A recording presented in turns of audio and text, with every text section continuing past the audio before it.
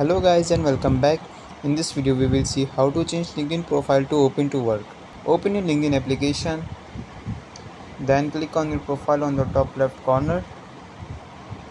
Now click on your profile again. Now you have to click on open to button and click on finding a new job.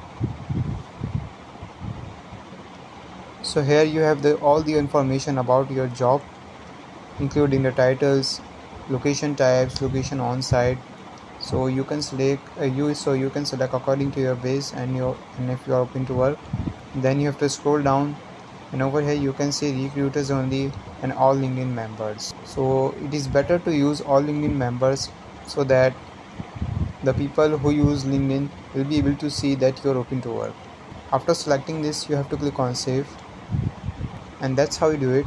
I hope this video will help you. If so, please consider liking this video and subscribe this channel.